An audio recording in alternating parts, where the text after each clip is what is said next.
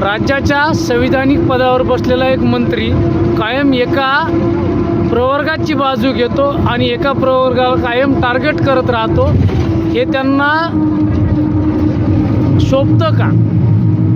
जे देवेंद्र फडणवीस आतापर्यंत ओबीसीचे नेते आणि ओबीसीला जास्त मानत होते, त्यांना पण पूर्ण महाराष्ट्राच्या जनतेनं मतदान केलेलं आहे, निवडून आलेले त्यांचे आमदार खासदार सर्व जनतेने मराठीनं मतदान केलेलं आहे. त्यांनी असा जातीय भेदभाव न करता आणि मुळात महाराष्ट्राचा प्रमुख जर तसं करत असेल तर ओबीसी जनतेतून तशी एक लाट निर्माण न व्हायला काय झालं, पण त्या मानानं गावगाड्यातली ओबीसी ही आत्तापर्यंतही त्यांच्या तेवढी मागं नाही जेवढी त्यांनी हवा भरायला सुरुवात केली. आणि ओबीसीचे नेते जेवढे एकवटतात, त्यांना वाटलं आम्ही एकवटलो म्हणजे यांना काही वाटत, मराठ्याचे नेते अर्धे पण एकवटले नाही तरी सरकारला कळलं की यांना काही ना काही देणं भाग.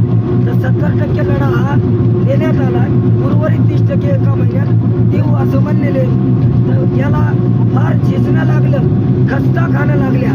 शासनाच्या दरबारी लढून पडून आमचे दुःख दर्द सगळे त्यांना दाखवल्याशिवाय या फडणवीस साहेबांनी दिलं नाही.